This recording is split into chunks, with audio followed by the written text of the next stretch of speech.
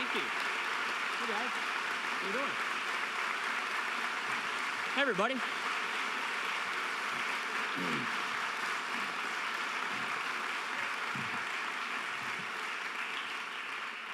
Hey, good to see you again.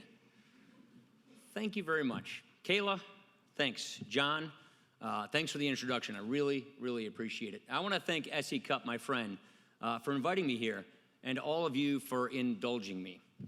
I look forward to answering each and every one of your questions as long as we get it done in the scheduled time.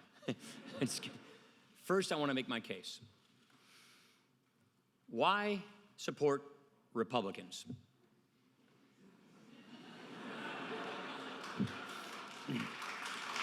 Golf clap, right? Okay, that was politeness. Thank you. I'm going to go out on a limb, and I'm going to assume that the thought has not been occurring to most of you recently. So here's how I would sum it up. The America that you want is the America that we want. Open, diverse, dynamic. It's what I call a confident America, where the condition of your birth does not determine the outcome of your life, where we tackle our problems together so that all of us can thrive. How do we get there? How do we do that? That is why I'm here today. Building that America, that's why I got into politics. Look, I never thought that I would ever run for office, especially when I was your age. Back then, I wanted to be an economist, which goes to show just how much fun I was back in those days. But my last year of college, I got offered a job on Capitol Hill. It's where I interned the summer before for my home state senator, a guy named Bob Caston. And seniors, you are learning this right now.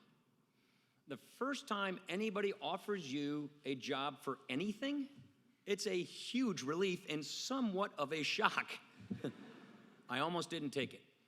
What I really wanted to do at the time, I wanted to go to Colorado for a couple of years.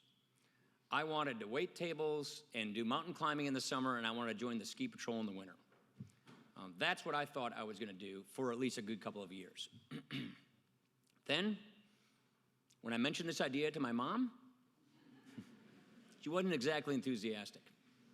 She said to me, if you do that, you'll become a ski bum. 1 year turns into 3, 3 years turns into 6, and before you know it, you'll be 30 years old. To which, to a 22-year-old me, sounded really, really ancient. So I took the job, and I quickly realized that public service was where I could have the biggest impact. You can make a real difference in people's lives. And you can make a real difference in people's lives at a young age. So when the congressman who represented my district back home, he decided to leave the House, I ran for his seat. I was just 28 years old then. And to everybody's surprise, myself included, I won that election. And I went into politics because I wanted to solve problems. I entered Congress in 1999. I don't even want to know how old you were at that time back then, but it was a different time. Cell phones, they were a lot bigger, and so was my hair. And the hot button issue at that time, I remember it like it was yesterday, the hot button issue at that time was Social Security. I got involved in this issue because I wanted to save it. For me, it was very, very personal. My dad died when I was 16 years old. So my family relied on those Social Security survivor benefits. I used them to help me go to college. My mom used them to help her start her new career. She had just turned 50, her husband died unexpectedly, and now she had to completely start over. Every weekday, she would get on a bus and ride to Madison, Wisconsin, 40 miles to go to the UW to school, because she had to get a new skill set, a new degree. She was able to learn these new skills and start a small business.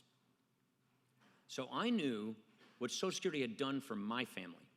And I wanted all Americans of all generations to have that same level of security. This speaks to a larger point I want to make. When I was growing up, I lived in a country where if you got up every day and gave it your all, it would pay off. You could find a rewarding job. You could start your own business. You could buy a home and raise a family in a nice neighborhood. And no matter where you come from, no office or distinction was too high for your reach. Anything was possible, and if you were willing to make the effort. And if life threw you a curveball, you would get the support you needed. That, I think, is the kind of country that we all want to live in. And you know better than most that it just doesn't happen automatically. Look, you grew up during the Great Recession. You saw for yourselves how opportunity can disappear in a moment. And when I talk about college graduates these days, it is clear they're still living with the consequences of this crash. They studied hard, but they can't find a job that matches their new skills. They're working hard, but they're not getting that promotion that they had hoped for. They wanted to buy a house. They can't afford it. They want to begin to save for retirement, and they can't sacrifice the money. So the question is, how do we open up opportunity for everybody in this country? And what specifically is the government's role in doing this? Well, as you might have heard, this is a matter of dispute. And it has been for a long time. I just want to say one thing. My Democratic friends are good people who love this country. Let me just say it again. The Democrats that we battle with day to day and argue with time and again in Congress and everywhere else, they're good people who love our country.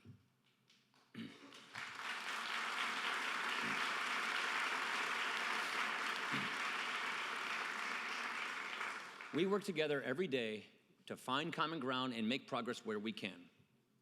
But there are real disagreements between us. And we should be clear about those disagreements, because then when the time comes, the people can decide which direction they want to go.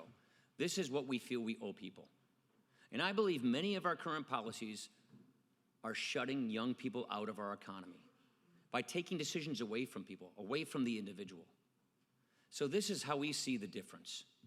We do not believe we should be governed by our betters, that elites in Washington should make all those big decisions, that they should be picking winners and losers. That's a recipe for a closed economy, for cronyism. We want an open economy where there's equal opportunity for all people, where more people can participate and rise by their own talents, where the individual can put their ideas and their aspirations to the test. This contrast, I know it is hard to visualize.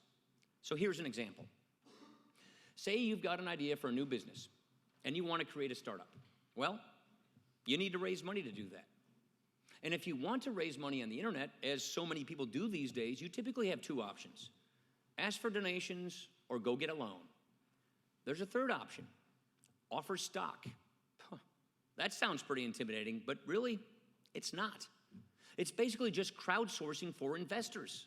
And it works for a lot of people because when you're not making money, you don't owe your investors anything like debt. But a few years ago, the Securities and Exchange Commission got involved. It thought this kind of crowdfunding was too risky for small dollars investors. That is, people like yourselves just getting started. And they said you couldn't do it. Instead of laying down rules to make it safe, so people could actually participate, the SEC just ruled it out of bounds. That's the difference between giving information to people and making decisions for them. That's why we passed a law to make the SEC change course. We said, write the rules so more people can participate. Don't outlaw this. This works. It's good. And guess what happened? More people got to invest. More people reached their dreams. More startups got to expand. Now, we still are working on the kinks in this law. We've actually got a bill on the floor this week to consider that we're going to be fixing this. But I would argue that this shows the kind of mindset that we need to have in government. The point of having rules is to open up society, not to shut it off. It is to give people the information they need so that they can take action. It is that information that turns you into an investor or an inventor or an entrepreneur. And that's how we solve problems in this country, from the bottom up, not from the top down. Now, we need to take this mindset, and we need to apply this mindset to the challenges of the day. Here's just a few more examples. I am all for helping people pay for health insurance. But the healthcare law literally outlawed millions of plans that were working that people liked. And now millions are struggling to pay for their premiums. And if you're young and healthy, you don't need a plan with all the bells and the whistles. You just need basic coverage. So why not open up our healthcare system so people can pick a plan that works for them? Student debt is now bigger than credit card debt. And so many of my friends on the other side say we should make community college free. What if you don't want to go to community college?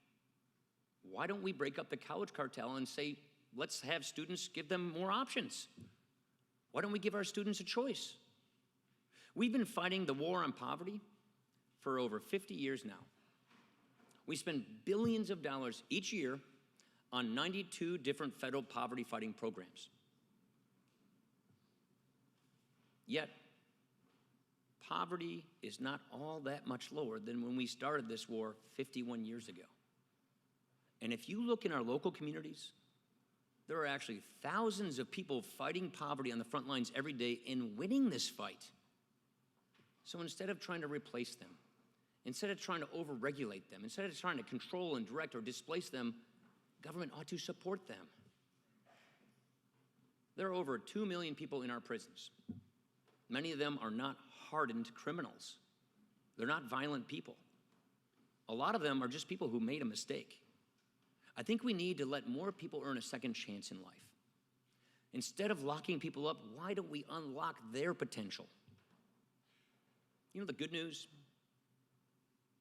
Good news is we don't just have to ask these questions. We can do these things. And that is why, right now, Republicans are working on a policy agenda to address some of these challenges I have just discussed here today and others. If we do not like the direction our country is going, and we do not, then we feel that we have an obligation. Then we owe the country an alternative. We owe it to you, our future.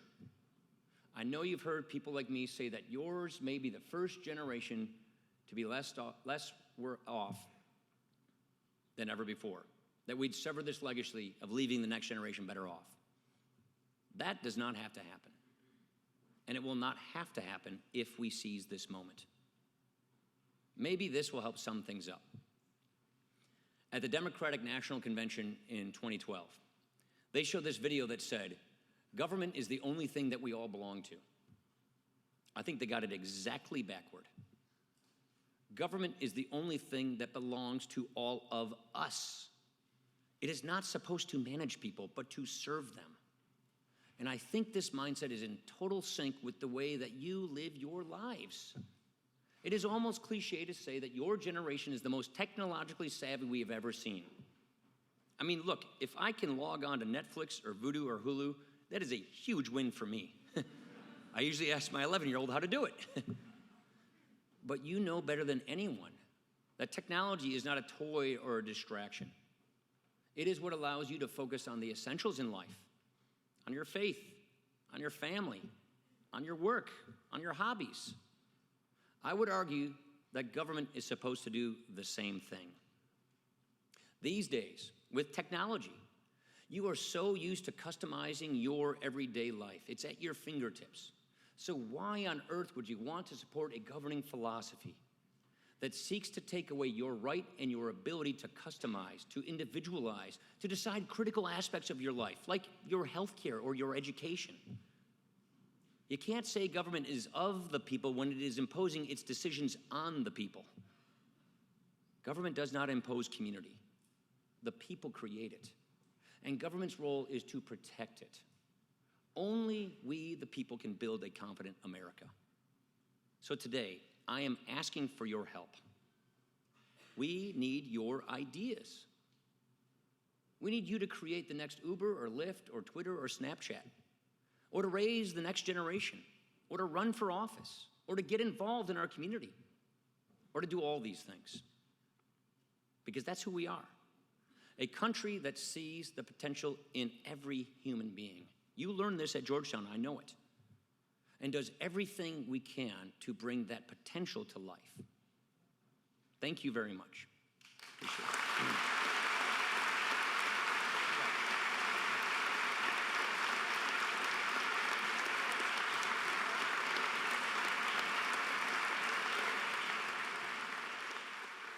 Appreciate it. All right, DC man, are you ready? Are you ready for this? All right, Mr. Speaker, welcome back to Georgetown. Thank you. And thank you for... Those lights are hot, so you mind if I just... No, get comfortable. Because we want to have a real conversation here today. As you know, before I came here, I was at the Democratic National Committee. Yeah, I heard about that. I put a lot of press releases out about you and went on TV, oftentimes up against SE, talking about you. But never really thought about what I'd do if I was sitting here face-to-face with you and actually wanted to have a conversation. That's what we're about. That conversation is so important, for no one more so than young people. And these students are ready for you. I've seen a few of their questions, not all, and they're ready to have a real dialogue. Here's how it's going to work. We want to get through as many as we can. We've got the students up here on the riser who have submitted questions. We've had some students who submitted questions via social media. And then we've got the students in the audience, many of whom may want to ask questions. We're going to rotate through. For those of you in the audience, we will have a mic stand in center aisle. Begin lining up now, I recommend, if you have questions. And while they do that... And don't filibuster the answers, right? While we do that, we're going to toss it over to SE. She's the one that got you to come to campus, so let her ask the first question. Well, I want to get one thing out of the way. It's the question on everyone's mind. I'd like a yes or no answer. You can solve this today, finally. Here it comes. Here it comes. Are the Packers going to go all the way this year? Heck yeah, they are. Yeah, absolutely. Good. So stop asking him. We need a tight end, and then we're good. Okay, I agree. Yeah. On to business. I've been covering the youth vote for a decade. It wasn't that long ago I was a young voter. If you talk to young voters like I do, you'll hear a similar complaint that over the years, Democrats have pandered to young voters and Republicans have ignored them altogether. So why should the millennials in this room, the largest generation in history, and millennials all over the country trust that today's politicians, including you, are going to do anything different? Well, first of all, you should want to be competed for and not taken for granted. That's point number one, I would say. Second of all, you need to find out who's a conviction person and who's not. Who's telling you what they actually believe. You know, you want someone who actually means what they say and says what they mean. And by the way, you'll get a pretty good BS monitor as you watch this more and more. Who really means what they say? And the key is, does the person who is running for office, saying what they're going to do, if they get elected, do they actually do it? I mean, that's really what matters. Is it just fluff? Is it just bluster? Or are they actually doing what they said they would do? Are they pushing the cause? Are they fighting for the idea? And the last point I would say is, get beyond emotion. Don't base your decisions on emotions or make your arguments based on emotions. Go deeper than that. Go to reason. I mean, read Aquinas here at Georgetown. I'm sure you are. Base your decisions based on reason, based on logic, based on principle, and then find out if a person actually has that. If they're taking their decisions and filtering it through a set of principles that then offers solutions so that they're going in a consistent direction, so that they're not pandering or being simply a populist or simply just running in circles. That, to me, is what I found is helpful when you're trying to judge whether or not a person has earned your support. All right, let's go to the students. Our first question we're going to take from up here on the riser. To all students that get a chance to ask a question, when you begin, please begin by telling us your name, your school, your class year, your major, where you're from. Can you keep all that straight? You're Georgetown students. You can do it. And our first one will come from here on the riser with a question from Megan. So, Megan? Hi, my name is Megan Maraglia. I'm a second-year graduate student in the McCourt School.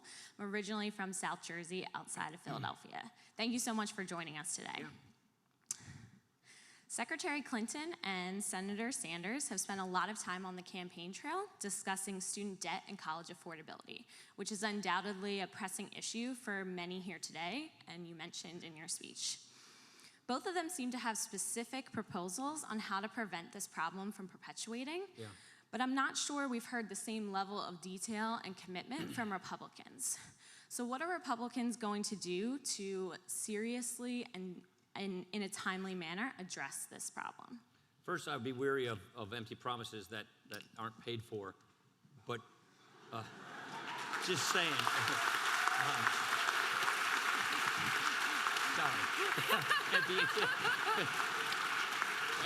Sorry, DNC man. I haven't made any promises to you today. Yeah, right. So, honestly, look at inflation in tuition. No offense, Georgetown, but look at inflation. It's just like this in healthcare too. What we have is a third-party payment system where we're insulating the consumer from the price. And by the way, we're just racking you up with debt. So how do we get at this problem? Because what we have found, Richard Vedder's done some really good studies of this at Ohio University. What we have found is when the government pumps money into the system, then the college ends up just cranking up the price and sticking you with the debt. So how do you deal with this? Well, number one, I think we need better metrics. We need more transparency. Am I getting value for my education? Do people who get this education at this institution actually get the jobs and the careers in their field? What's the success rate of that? What do I earn after getting this? And let's have a real competition based on choice, on quality, on price, and outcome. We need to do this in healthcare too. And those kinds of metrics we do not now have in higher education. The second point I'd make is we should not have nationalized the student loan industry in 2010. It has been nationalized, and now we're on the hook as taxpayers for about $1 trillion of debt. Default rates are through the roof. Look, after college, I worked 3 jobs. I waited tables, I worked as a Senate staffer, as I described here earlier, and I was a fitness trainer on the weekend so I could make a little extra cash and get a free membership. I got my loans at Great Lakes Higher Education, this great nonprofit in Madison, Wisconsin. And every time I got a new job or got a different payment, they would adjust it for me to work with me so I could meet my loans. They were able to work it out with me. We don't do that now. We have just a government agency, the Department of Education, giving you the one-size-fits-all cookie-cutter, loan, and the default rates are through the roof, and taxpayers are on the hook. So get more competition in every sense of the word. More competition in student lending, more competition among colleges, so we know their books. Where are you wasting money? Why are you spending money on these things? Are we getting value for our tuition credit dollar? And then let's break up the cartel so that you can take credits from other places and apply it.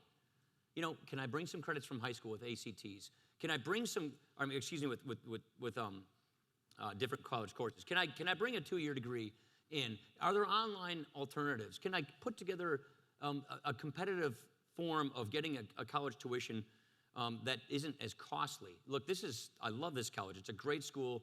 You've had some awesome basketball teams, and it's just top world class, but not everybody can afford a place like this. So how do we get this kind of an education within reach of people who have no chance of affording it? That means more competition, not less. Let's take an audience question. And I'll remind you, please state your name, class, your school, major, hometown, and also please questions, not comments. Thank you. My name is Steven. I am a second-year McCourt student from unincorporated Lake County, Florida. Recently, Speaker Ryan, your colleague Candace Miller from Michigan had all state flags removed from the Capitol tunnel. This is a result of the fact that many of the southern states have Confederate symbols in them. Could you please comment on this renewed Northern Republican reconstruction and the aspects of the erasure of Southern symbols, as well as the ostracization of Southern voters by the GOP?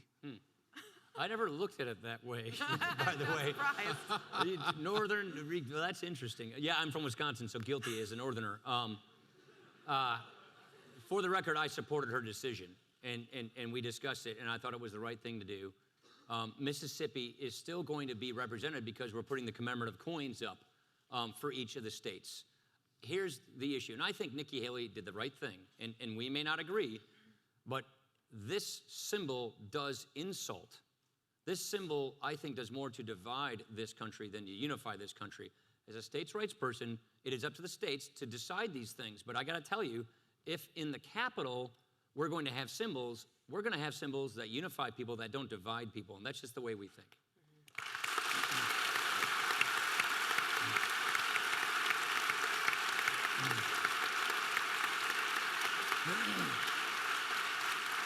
All right. Our next question comes from Twitter. Georgetown student, is it up there? Rachel Hirsch, who is a first-year student from Chicago, Illinois, in public policy in the McCord School. There she is. Say hi. Rachel asks, Mr. Speaker, what prompted you to reconsider your previous statements on poor people as takers? I was just wrong. I mean, you know.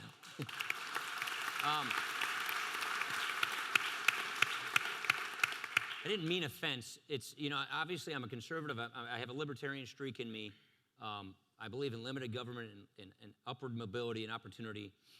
But there are people who, look, my own family went through this. There are people who get knocked down in life and they need help. And that's what communities are for. And government has a really important role to play in that. And to lump an entire category of people suffering into one broad base brush category, kind of like the last question we had, it's wrong, I think.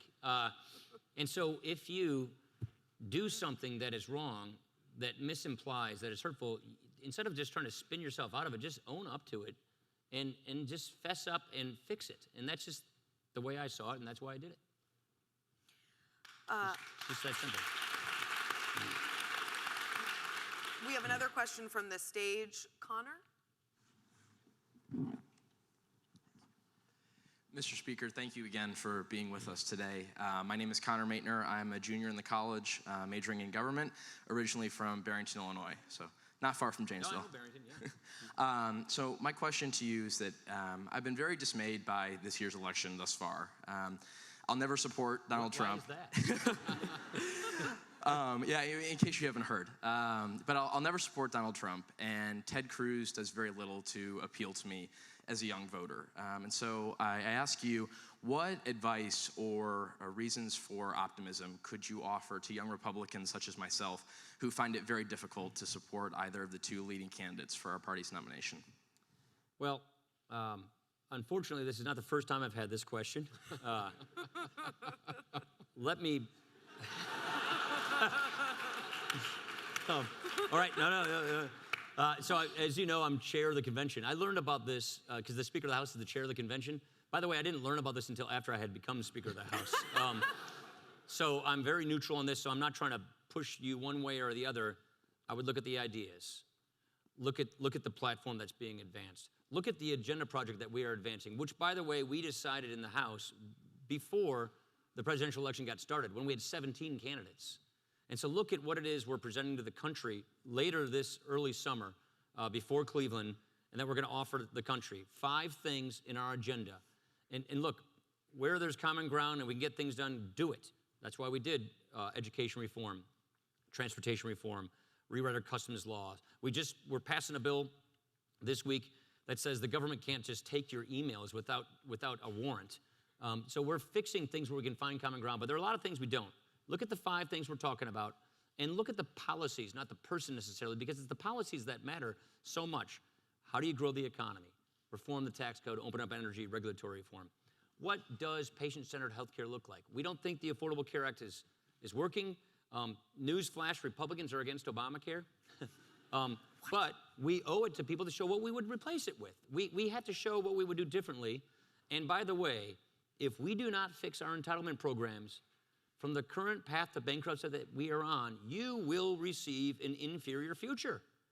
You will receive a mountain of debt that no American generation has ever received. It will guarantee your living standards are lower. And so our generation better fix this problem now. We helped create it so that your generation can be free and prosperous, and you better support, this is my opinion, it's in your interest, support us getting on top of our budget problems. So grow the economy, patient-centered healthcare and entitlement reform. We think we have better ideas for fighting poverty. We think we should compete in the battle of ideas for how to fix poverty and move people from welfare to work. We have welfare programs that are work replacement programs. We need them to be work encouragement programs. We think our national security is a mess. We have to have a doctrine and a philosophy and a military that is capable of fixing that. And the last point I would say, which I really believe transcends party labels, is We need to restore the Constitution and the Article 1 of the Constitution. What that means is the laws that we live under should be written by we through our elected representatives. Right now, we don't really have that. This isn't just Barack Obama's fault, although he's taken it to a whole new level. Prior administrations, Republican administrations have been doing this. We've got this fourth branch of government, unelected bureaucrats, writing our rules, writing our regulations that govern our society. It determines how our businesses run, how our schools work. It governs almost everything we do. And guess what? I, as your member of Congress, if you live in the first district of Wisconsin, have no say-so over this. So our laws aren't being written by us through our elected representatives. So one of the forming foundational principles of this country is that we are a self-governing people. We believe in self-determination. We believe in government by consent of the governed. We are losing that. And so we have a lot of ideas for restoring that, so we have a government that is accountable to us, the people. These 5 things, economic growth, entitlement and healthcare reform, upward mobility, welfare reform, national security, and restoring self-government, are ideas that I think are animating, that are necessary for saving this country. And by the way, we think it gets us on a better track. So in front of you is not just a vote for a person, a political, personality. In front of you, if we do our jobs the right way, will be a choice of 2 paths that you will have to take. Do you want to stay in the status quo? Do you want to go down the same path we were on? Or do you want to go in this different direction? We owe you that choice. And so that's the choice you'll have far more than a personality. Republicans lose personality contests anyway. We always do. And just have learned that lesson the hard way. But we win ideas contests. And this is what we want to have as an ideas contest. So I would just ask you to raise your gaze and look at the horizon that we're trying to paint and look at the agenda that we're offering you so that the people of this country get to choose which path we take.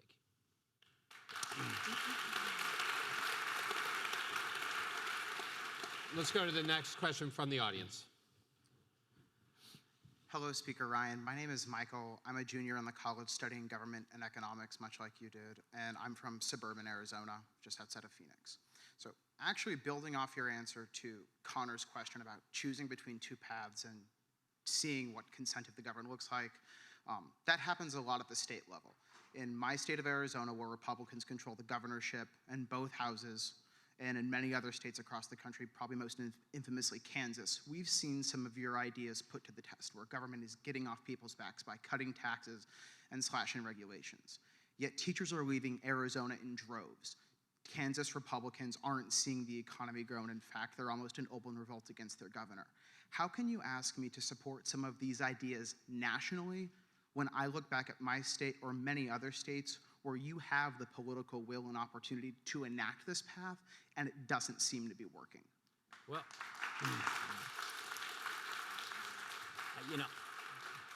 I know Sam Brombeck well, and I know that they've had a pretty impressive business development growth there, but I won't go into Kansas, Arizona. Let me tell you the answer to your question from our perspective at the federal level.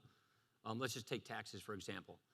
We are taxing ourselves, our businesses, at a much, much higher rate than our foreign competitors are taxing theirs. Overseas, which where I come from means Lake Superior, the Canadians are taxing all their businesses at 15%. Companies, we call them corporations, are taxed at 35%. Successful small businesses are taxed as high as 44.6%. We are killing ourselves. This is why all these businesses are leaving and going overseas, or foreign companies are buying U.S. businesses. So yes, we have to get our tax rates down. It's so important for American competitiveness, for jobs, for capital to stay here, for businesses to stay headquartered here, that we get our tax rates down. So I think we can make a very successful case for this philosophy. But the point I would say is, because we believe in living in a government doesn't mean we live in no government. We want government to be effective at what it does. We don't want government to stretch itself beyond where it should be. And that means we in our communities, in our schools, in our businesses, we make more decisions for ourselves and we solve problems ourselves organically from the bottom up in an open economy, instead of government making these command and control decisions. We have learned that command and control economies, as well-intended as they may be, leads to cronyism, lethargy, bureaucracy. It slows things down. It stops upward mobility. And so that is why I would argue for a very limited government that helps our American workers, our businesses, be more competitive. And so, yes, I think we need to lower tax rates. And by the way, with the kind of deficits we have and the debt we have, you better hope we get our spending under control, because you're going to get hit with a debt that's just crazy. Look, I'll say one more point. We have run the federal government for the last 60 years. I'm rounding here for fact checkers. We have run the federal government for 60 years at about 20% of GDP. 20 cents out of every dollar made in America goes to the federal government. By the time my kids are my age, we'll take 40 cents out of every dollar made in America just to run this government at that time. I asked the Congressional Budget Office a number of years ago, what will the tax rates, the income tax rates, have to be on that next generation when my kids are having their grandkids, my grandkids, when they're having their children? They said the lowest tax rate for lower income people, which is right now 15%, it's got to go to 25%. Middle income tax rates for middle income taxpayers goes to 66%, and the top tax rate, the one that all those successful small businesses pay, would have to go to 88%. And then in the next sentence they said, this could have some negative effects on the economy at that time. The point I'm trying to make is, it's not as if we're standing still here. We are heading in the wrong direction. We're on the wrong path, making American businesses and our economy less and less and less competitive, which means fewer jobs, slower economic growth, less take-home pay, less economic security. And so we do have to relimit our government so we can focus it on doing what it's supposed to do and do it well.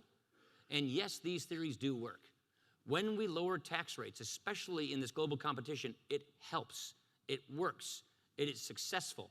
So maybe it's a difference between federal and state government, but we are in a global economy, whether we like it or not, and we better be globally competitive. And I would argue on a lot of fronts that we're not. Thanks for the question. Let's take another question from the stage. Will? Where's Will? Okay. Hi, I'm Hey. Will Simons. I'm a senior in the college, a government major, and originally from Briarcliff, New York. From where in New York? Briarcliff, Westchester County. So my question is, many young people worry about climate change and its potential negative impacts. Yet many Americans, especially those in the fossil fuel industry who work in the fossil fuel industry, also worry about the negative economic consequences from climate change-related policies. So how do politicians decide whether to prioritize the worries of a middle-aged worker at a coal plant who may lose his job, for instance, or the worries of individuals like us and our children who will have to deal with the negative consequences of climate change much more severely? I think you set the question up well. So do we have to be forced into a trade-off between the two? I would like to think we don't have to do that. We don't have to trade one for the other. We don't have to trade our prosperity today or the economic anxiety of a middle-aged worker for a better environment. Why don't we try and work with both of these together? So to that point, take coal, for example. The old way of burning coal was pretty darn dirty. So we have clean coal technologies. They're working on sequestration. Let's make sure that it's cleaner. Oh, and by the way, while we do that, why don't we invest in basic scientific research to innovate our way into a cleaner economy? This is why I don't support the various ideas like cap and trade or carbon taxes. Because what they basically do is they harm our economy, and I come from manufacturing part of the country. They make our manufacturers so much less competitive, and those jobs go to other countries, say China or India, who aren't doing anything to fix this, generally speaking, and they'll just pump more dirty air in the atmosphere and take our jobs. I hate to say it so starkly. So let's not do that. Let's not unilaterally disarm our economy. Why don't we focus on getting faster economic growth, cleaning up our act? Natural gas is an incredible bridge fuel. We've got a lot of it now that we have this new technology. And let's invest in research. This is one of the things people don't realize about us is in the last budget agreement we did, our big interest was saving our military from another round of sequestration. But the domestic spending equation of this is we put more money into research, more money into basic health research to find a cure for cancer, more money into scientific research to find out, research on fusion. How do we get nuclear energy so that we have renewable and no waste? These are the kinds of things that we should do instead of forcing bad ideas in an economy that dislocates that coal miner, in eastern Ohio who is trying to feed his family and have a future for himself. We don't have to trade these things off with one another, and that is why I just am not supportive of the ideas that end up doing that rather than taking the innovation approach. Okay. Let's go take another question off of Twitter. Matt Freed, who is a senior in the college from Ashland, Kentucky, majoring in government, studying also economics and biology, which means he's already smarter than I ever will be. You work for the DNC, right?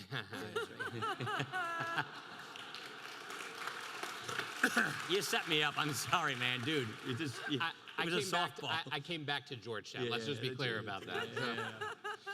The 2013 GOP autopsy demanded outreach to Latino voters. Why do you promise not to work on immigration before November? Because I think the president poisoned the well. I know that sounds like a finger-pointing exercise. This is a broken system that has to be fixed. This is a nation of immigrants. Look, my name's Ryan. I'm here because the potatoes stopped growing in Ireland, and and our family made it, and each generation, had even more opportunities. That's the beautiful story of this country. It's a beautiful story that needs to continue in this country. We had an opportunity in the last session that we lost to get immigration reform. We asked the president, don't do this divisive, unconstitutional executive order. We call it executive amnesty. Work with us. What did the president do? Before we even started the new session with the new Congress, he did this executive order, which threw us into a court battle, which we just had oral arguments the other day. So as soon as he made that move, he threw us into a court battle over constitutionality of the executive branch going it alone and writing laws without Congress writing those laws. And we knew that the well would be poisoned. And yes, perhaps a political advantage is being had here, but there was an opportunity that has been lost now because of this. So this will have to wait for the next president, because when you have a tense relationship like this, where a president is going around Congress and trying to unilaterally write laws, violating the Constitution, it doesn't make for the kind of working relationship you need. The last point I'd say about this is people, those of us who are in Congress spend a lot of time with our constituents. I was doing a telephone town hall in Kenosha County last night, and I just can't understate how concerned people are about national security, how concerned people are about the fact that the borders are not being secured. This is about heroin and opioid. This is about ISIS. It's not about a demographic. It's not about Latinos. It's not at all about that. One of my longest serving employees is a woman from Oaxaca. She's a beautiful person. She helps me with my Latino outreach. I do my bilingual town hall meetings with her. It is not about that.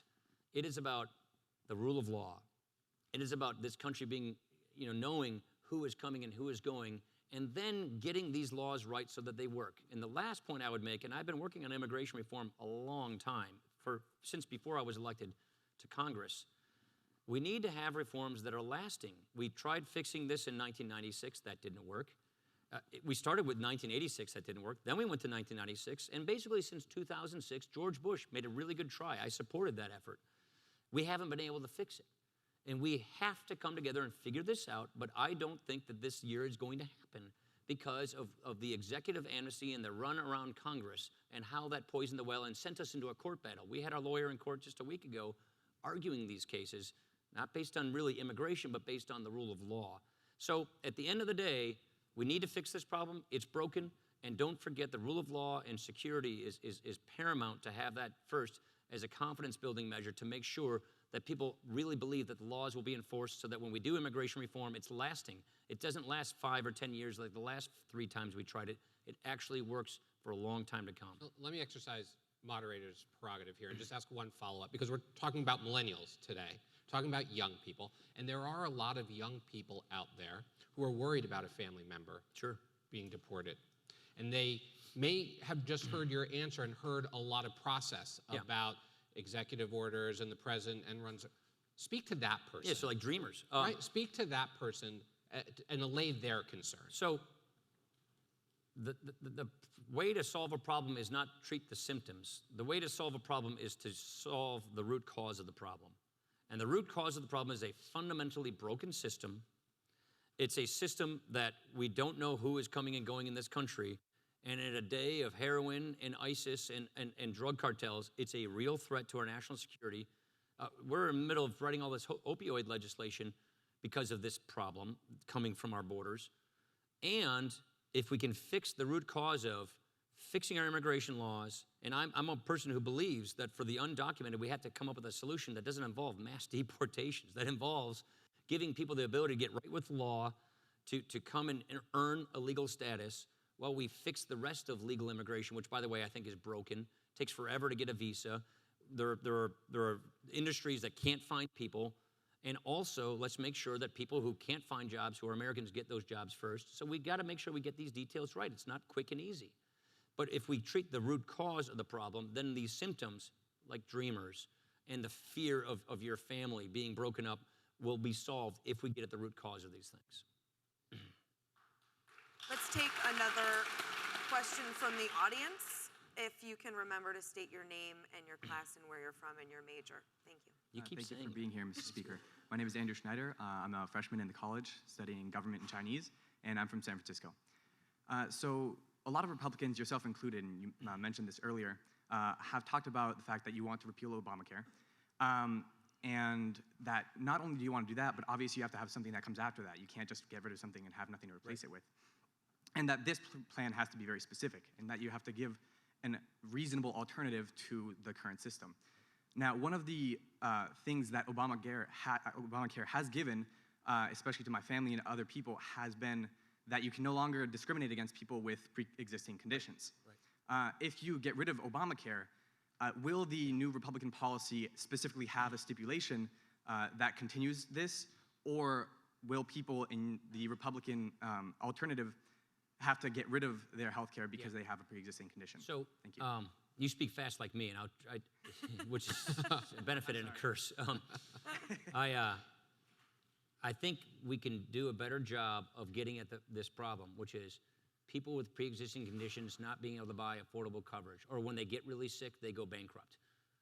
We can and should and must fix that. I think that the solution that is in this law didn't work.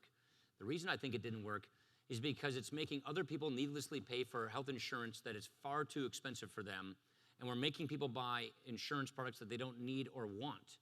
And so the smarter way, in my opinion, and we have a task force that's working on this just right now, the smarter way, in my opinion, is that we as a society make a decision at the government level that we will buck up and subsidize those people with pre-existing conditions. So let me just give you an actuarial view of this. For the under 65, I know I sound like a geek when I say stuff like that. For the under 65 population, less than 10% of the people under 65 are in what we call people with pre-existing conditions, who are really kind of uninsurable. Let's fund risk pools at the state level to subsidize their coverage so that they can get affordable coverage, so that if you, say, get breast cancer when you're 45 years old, those subsidies kick in to protect you from bankruptcy, so that you keep good insurance. And you know what it does for the rest of insurance, for the other 90+% of Americans? The pools covering them don't have to go and cover this event of a catastrophically expensive health insurance bill for somebody, and you dramatically lower the price for everybody else. You make health insurance so much more affordable, so much more competitive, and open up competition. Right now, look, under Obamacare, I'm 46, I stay in shape, I don't smoke, I have a couple Miller Lights now and then, but I stay healthy. I work on it. My dad died of a heart attack when he was 55, my grandfather 57, my great-grandfather 59, so I take that stuff seriously. My next-door neighbor could be the same demographic, same age. He could drink, a case of beer each night, 2 steaks, not run, be 100 pounds overweight, and under the law, you can't reward a person for better behavior. You can't have incentives to be healthier. That makes no sense. So we're taking the insurance industry and turning it into a government corporation. It's cronyism. We're basically going down to just a few insurance companies, like public utilities, and we're giving people no choices. We're taking away competition, and it's not working. I met with some actuaries the other day who tell us that that Obamacare is failing 2 years ahead of schedule. What they meant when they say that is that all that's happening now are people who are sicker are buying the insurance, cranking up the price, and people who are young, who are low and middle income, who need insurance can't afford it, and so they're just not going insured. We can fix this. And that, to me, is on your point, open up underwriting, have more insurance companies, have more competition, and just pay for the person with the pre-existing condition to make sure that they get affordable coverage when that moment happens, and make it much more competitive for everybody else. I think it's a smarter way to do it economically, and it gives people more freedom, more choices, and then we have more of a patient-centered healthcare system, not some crony, government-run, top-down, bureaucratic, unaffordable system like we're having today.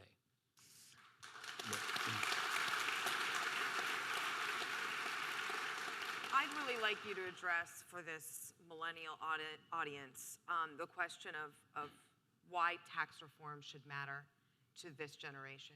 Speaking your love language on, It is. on taxes and the economy. So, first of all, I used to chair the Ways and Means Committee. It was the dream job that I always wanted to get, and then I had it for like less than a year. I know, I'm sorry. Yeah, I know. And then I became in this job, and so I think about Ways and Means a lot. The reason I took this job and I wanted to get this job is I've always believed that one of the worst manifestations of the federal government, of political influence, and this isn't really kind of a right and left thing, is the tax code. Right now, the tax code is full of different provisions that are put there by, the well-connected, by interest groups. And what that means is, let's say you have a base of income in America that's this big, and you put all these loopholes in the tax code that narrows the tax base to this much. Then you have to have tax rates that much higher to raise the equivalent amount of money for the government. But if we take loopholes out of the code and we can lower rates for everybody, we accomplish a couple of things. We make workers, families, and businesses better off and more competitive, especially in the global economy like I mentioned earlier. But more to the point, it's the point I was trying to make earlier. It's a philosophical point. It's your money. You should make a decision what you want to do with it. Instead of sending your money to Washington and then some interest group and a member of Congress, both sides do this, an interest group and a member of Congress puts some loophole in there, and then they'll let you keep some of your money back if you engage in the behavior that they approve of. That's what we got today. And that means we have a really complicated system with an agency that is not a good agency, in my opinion, messing up people's lives and making our economy much less competitive. So if we can get the cronyism out, pull these provisions out, lower our rates, let you keep more of your own money, and you decide what you want to do with your money because it's your money. Oh, and by the way, it makes our economy more competitive. It helps American businesses stay American. We're losing the biggest publicly traded business in Wisconsin called Johnson Controls because they're buying a company called Tyco, which is headquartered in Ireland, and therefore becoming an Irish company. You know what happens when this happens? The loyalties end up going. The allegiances go. The headquarters go. And there goes the philanthropy. There goes the foundations. There go the great jobs. That's happening across this economy because we have this really uncompetitive tax system. Ireland taxes their businesses at 12.5%. We're between 35 and as high as 44.6%. China's at 25. Canada, as I said, is 15. England is going down to 20. So if we want to be competitive, if we want to have good jobs and a faster growing economy, more control over our lives and decide what we want to do with our money, and more headquarters in America so we can get good jobs at those headquarters, whether you want to be a CEO or a researcher or an accountant or a counsel, whatever that is, or just a manufacturer, we got to get tax reform. It is really a big deal. The last point I'll say is the way we tax our system internationally is killing us. All the other countries say if you make money overseas, you pay that overseas country tax rate, and then you bring your money home, and there you go. We don't do it that way. We say if you take Harley Davidson in Milwaukee, you sell the Harley in France, you pay the French tax when you sell that Harley, but then if you want to bring that money back to Milwaukee to reinvest in our Milwaukee factory, you got to pay the American tax on top of it, the additional American tax. What happens? They don't take the money home. It stays overseas. No other country does that. We've got to fix these things so we can take the $2 trillion of capital that's sitting overseas that could come back home and be redeployed in our economy to give you good jobs that you can leave school for. But because of our tax laws, we're not doing that. And that's why we need to have tax reform.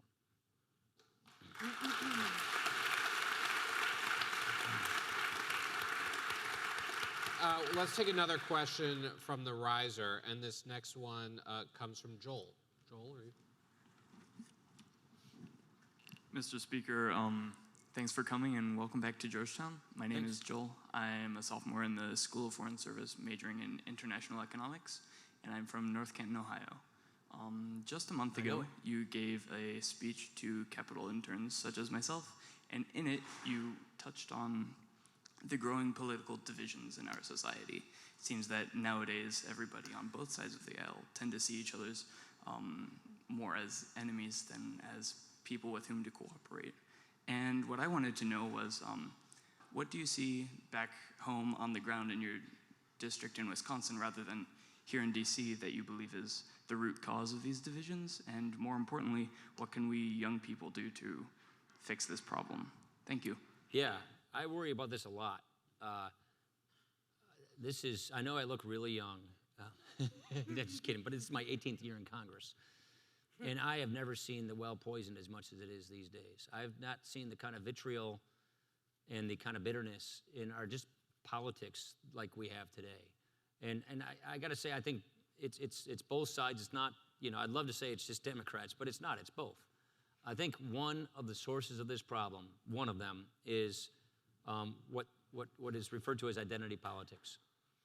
It has become viewed as a successful political strategy to prey on and play on a person's identity and speak to them in a way that divides them from another person, so that you can get enough of your groups that you're speaking to be 50+1 and win an election.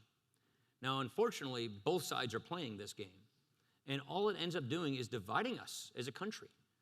So we are speaking to each other in ways that divide us. I see this in Wisconsin. I see this wherever you go, and that is having neighbors lose friendships. I mean, we're having the kinds of political discussions in America today where people are losing friendships over these things, and it doesn't have to be that way. And so how do you fix that? I think leaders fix this. And we haven't had that kind of leadership lately. And leaders need to say, here's my principle, here's my solution, and let's try and do it in a way that is inclusive, that's optimistic, that's aspirational, that's focusing on solutions. And so what's going on right now, and I think you see this because we're in primaries, both sides, the Democratic Party's in a big primary and the Republican Party's in a big primary, speaking to each other's voters, and there's a lot of anger out there. There's a lot of anger out there. Why? 45 million people in poverty. Wages are stagnant. National security's a mess. People are really anxious. And so this anxiety has got to be channeled and dealt with solutions instead of just amplified and accelerated and exacerbated. And right now in the primaries, it's being accelerated, exacerbated. Gas is being thrown on the fire. In my own view, look, there's a guy who got me basically into doing this. A guy named Jack Kemp. He was my mentor, a guy I worked for.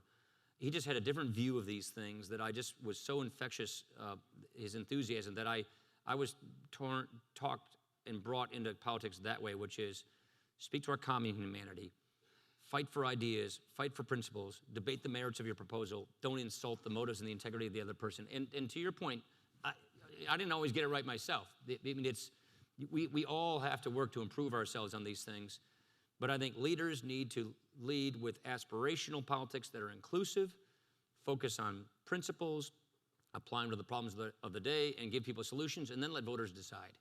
And that, to me, is the kind of clarifying election we ought to have, and that is not exactly where we are right now. But I'm hoping in a few months we can get there. I think we have time.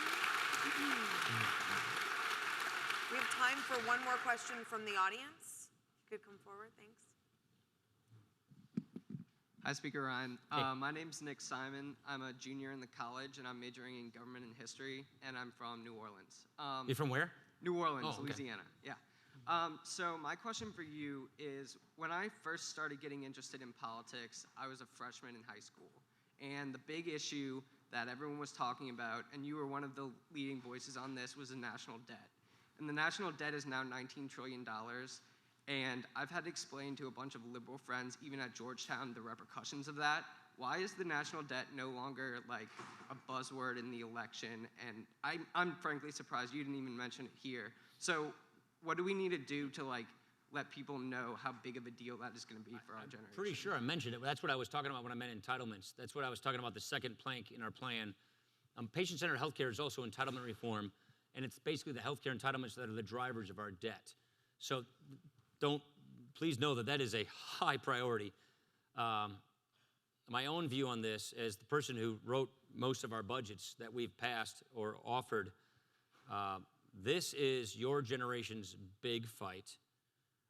Prior generations, boomers, I'm an X generation, have racked up a debt that if we don't get this under control pretty soon, you're gonna have a lower quality of life. That's what I mean when I talk about the debt. And the point I would make is, the sooner we act on this, the better off everybody is.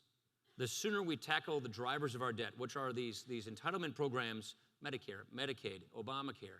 Social Security doesn't have as big of the number driver as the other ones, but those are what we call mandatory spending, entitlement programs. That's the autopilot part of our government spending, which is about, it's getting to be 2/3. It's about 60-40 right now. In a handful of years, it becomes 100% of our government spending. All revenue will go to that. And the problem we have is there's no way the government will be able to sustain these programs. And if that then happens and the debt gets too big and too out of control and we have a debt crisis, then we're going to have to cut these programs in real time for real people who have already retired and organize their lives around them. Think of the social chaos that occurs when that happens, like it happened in Europe and Greece. Our point is, and it's part of our agenda, let's get on this now. And by the way, if we do this now, then we can solve it on our terms as a country in such a way that it doesn't affect people in or near retirement.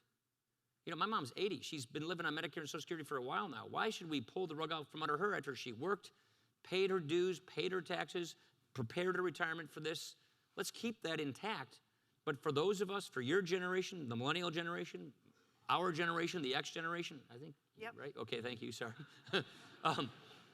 Let's fix these problems prospectively so that we have these benefits for us when we retire, but we're gonna have to change these programs, make them more competitive, make them more efficient, make them more 21st century, more open, more competitive, so that they're there for us when we retire, and we get this debt under control so we can cash flow and keep the promise to the people who are already retired.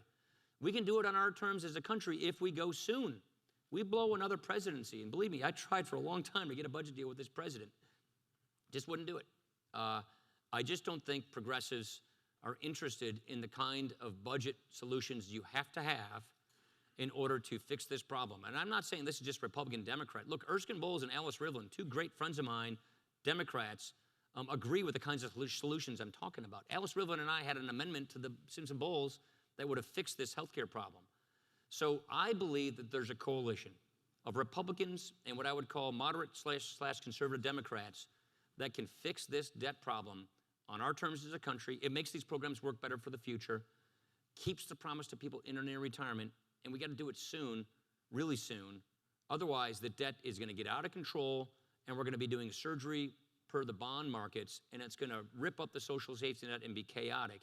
And so that's the point I keep making. You're right, though. It hasn't been talked about enough. It's been glossed over. I mean, it's because we have a $500 billion deficit, we think we're in like high times. Just so you know, with 10,000 people retiring every day, this day and for the next 10 years at that rate, in a couple of years, we go back to trillion-dollar deficits for as far as the eye can see, and they never come back down. It's because of the retirement of America. And when you have a 90% retirement rate of Americans, but only a 19% rate of young people going into the workforce to pay for those programs, therein lies your problem. So we got to get ahead of this. We are offering solutions. We've passed for 5 years a plan that fixes this out of the House. It's part of our agenda. We're going to take this agenda to the country, and we're going to ask the country for permission. That's what our agenda is all about. Here is our solution to these problems. Here's why we're proposing it this way. Here's the principle we're using to do it. And if you choose this by supporting us, then we're asking for the mandate to do it in 2017.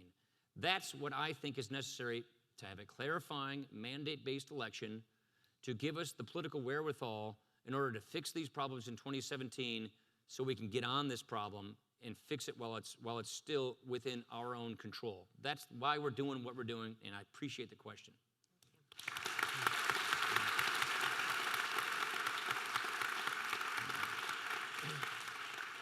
We could keep doing this all day. And there's so many more people who have questions and want to engage in the dialogue, but unfortunately our time is up. Mr. Speaker, thank you so much for coming. Thank you. And being Appreciate it. part of this Thanks. dialogue. Thanks. Thanks, Georgetown. Thanks. And I also want to thank my co-moderator, SE, who has been such a big booster of the Institute, and we're glad to have you here, and thanks for helping bring this guy on campus. My And pleasure. most importantly, I want to thank all of you. You know, the Speaker and I don't agree on a lot of policy prescriptions, but we do agree that it's going to be up to you guys, and we need you engaged. So thank you all for being here. Thank you. Hey, all fun. That was awesome. Yeah, it was good. Thank you.